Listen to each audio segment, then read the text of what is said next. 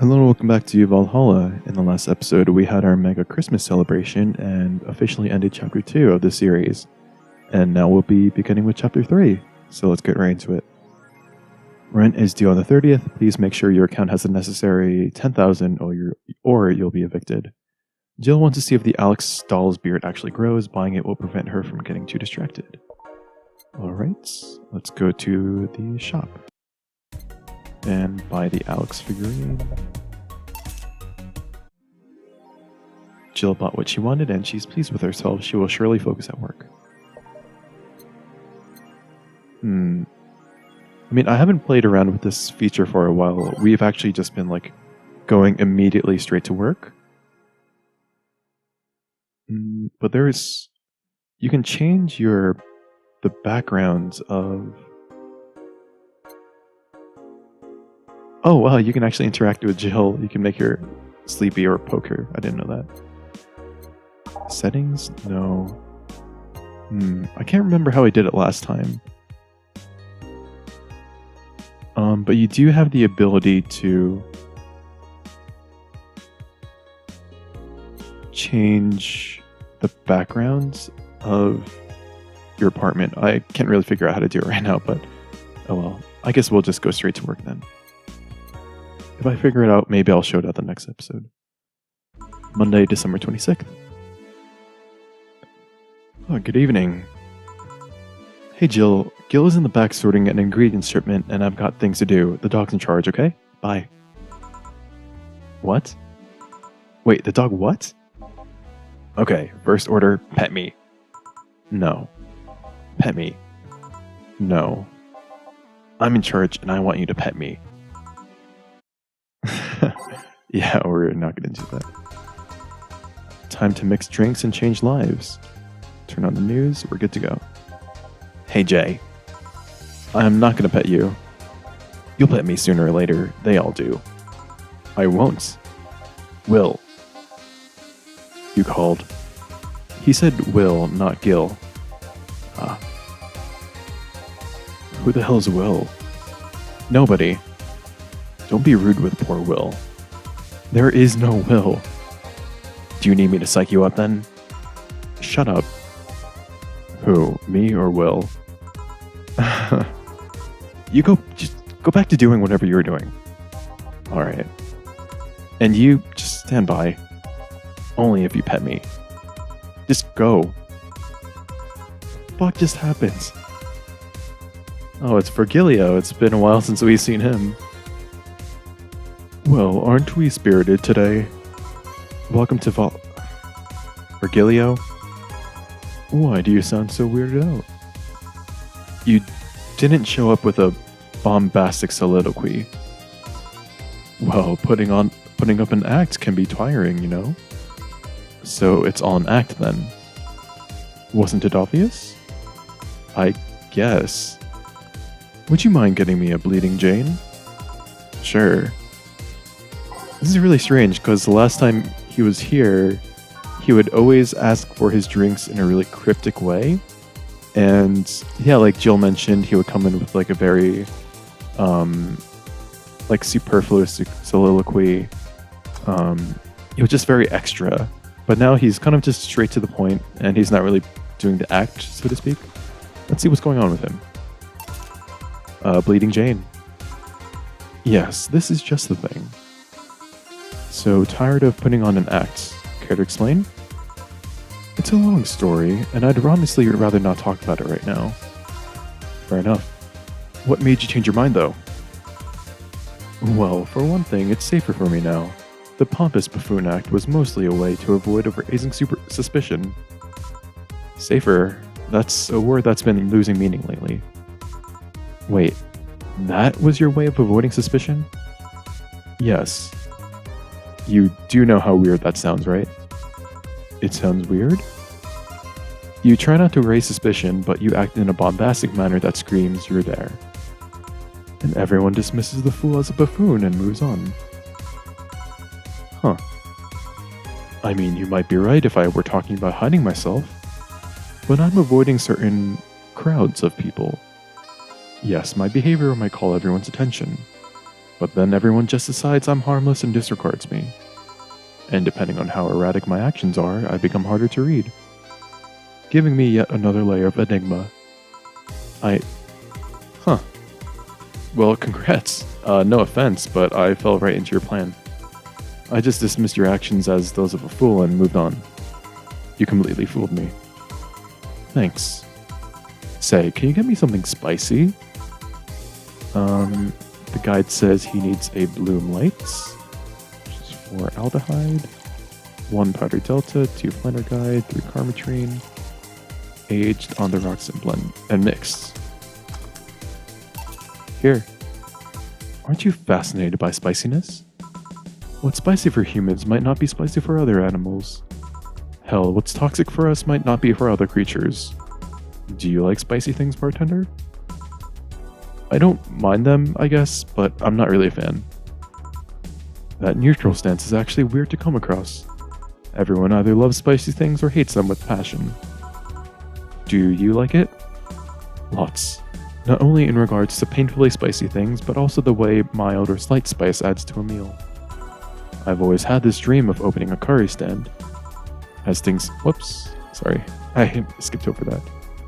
Well, let me know if you ever do. I haven't had curry in ages now. Hey, bartender. You can call me Jill. I wanted to apologize. You put up with me all this time without lashing out. I should apologize for my behavior and thank you at that. Don't worry, I actually feel like I was too rude to you last time you came. Granted, you came at a really bad time, but I should be the one apologizing. You're a client after all. Well, don't. I'm actually surprised that nobody else had violently lashed out at me yet. You're making me curious as to who you really are, though. Is Virgilio even your real name? It might be, it might not. Sometimes I wonder if I'm a magnet for people who hide their identities in sordid pasts. Gil, Jamie, you. Did you say something? I'm just rambling. Pay me no mind. Now that I think about it, how did you find this bar? I was avoiding some chaps and came to this alley. Huh. Again. Again? In my time here, I've heard avoided people and ended up here enough times to make me believe that the original owner built the bar here thinking about the runaway public. You make me sound like a criminal. You're not helping. The expression runaway doesn't just mean people escaping the law, though. We've had people avoiding stalkers or solicitors. I've seen people more shocked by an insistent salesman than the shady figure. Maybe because a salesman is more an active predator? I don't know. A troublesome part of the city right near the shopping district. Let them know there's a bar and they'll come. Sorry, I should stop rambling to you myself so much. I don't mind it. Do you think I'm some sort of criminal, though? Like I said, you're not helping. But for all I know, you might be the buffoon I've seen the other days. In any case, can I get something bitter here? On it. And that is a grizzly temple. Just 3 aldehyde, 3 Bronson extracts, 3 powder delta, 1 carmetrine blended.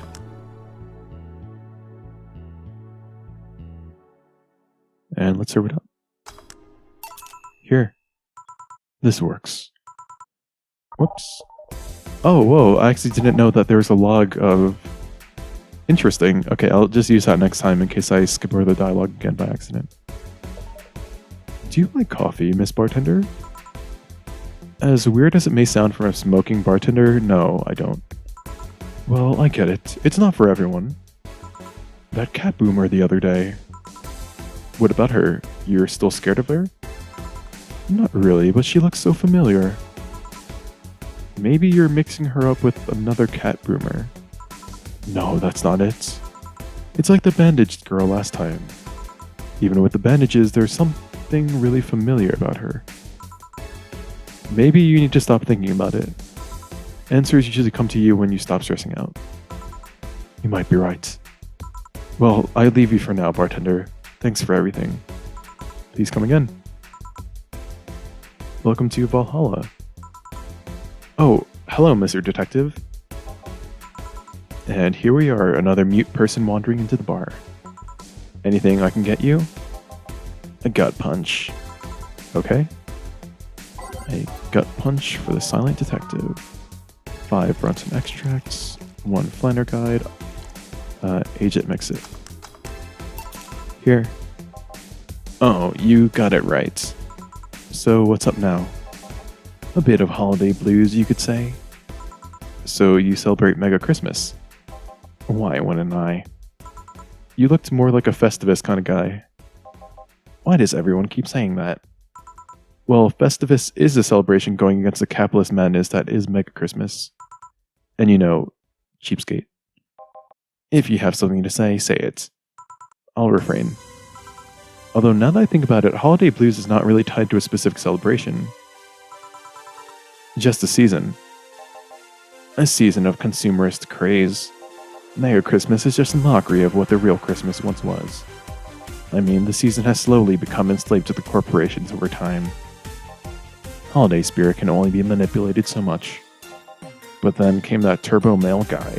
He started a yearly tradition of dressing up like Santa in the ring. Turbo male? That can't be his ring name. It is. Really? Such a tacky name was accepted? His partner was Buster Master and his rival was Dr. Chris Max. Tacky names were not a problem. Oh, Christmas. That's funny. I mean, I knew there was a wrestler that dressed as Santa every year. I also knew that the guy became insanely popular and the stunt got out of control. And of course, that's the part everyone sings about. Santa became Nega Santa thanks to the Redmond family. Nega Santa sees the error of his ways and becomes the mighty Mega Santa, renaming the holiday Mega Christmas. And then every company jumped on the bandwagon and Christmas was Mega Christmas before anyone noticed. So you're telling me that the guy who somehow managed to rename the holiday went by the ring name Turbo Male? Yup. That makes the whole holiday sound like a joke. The holiday is a joke. And you're telling me you don't celebrate Festivus? No, I don't. Do you know what kind of people celebrate Festivus? The kind that's so lame and bland that they can only talk about how they're better because they celebrate Festivus. Like those jerks who only eat nuke and think they're better than everyone else. I see. Anything else I can get you? Get me a fringe weaver, will you? Alright. Fringe weaver. 1 aldehyde, 9 chromatrine. Big on the alcohol today. Let's serve it up. Here. Right, thanks. So any issues with the city lately? What's the word on the street? Shouldn't I be asking that? There's nothing new, really. The lynchings of white knights have stopped, so there's that. Really? Something about the armor. I haven't gotten much on that one yet. All in all, the madness following the attack on the bank seems to have settled down a bit. That's good to hear. Have any other details about the attack emerged yet? All records of what happened there have long been deleted. Security cams, system logs, everything was wiped. Whatever happened there, it's become even more of a mystery now. I wonder if Say plans on testifying. Does anyone know if Say went there in the first place? Maybe the wiping of everything actually protects her somehow. Hey, bartender, you okay? Sorry, I just got distracted. There's not much to say, really. There's the odd silly rumor here and there. Like the vending machine's tasers malfunctioning and applying more strength. Or that the writer of The Last Rain in the World is actually living here as a brain in the jar.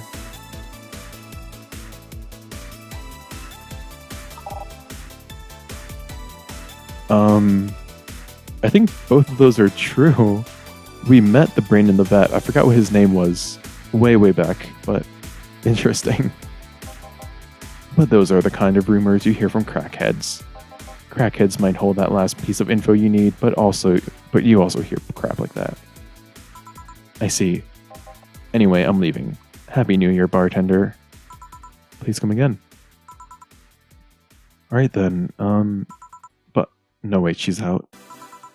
Gil, you there? Yeah, you taking your break?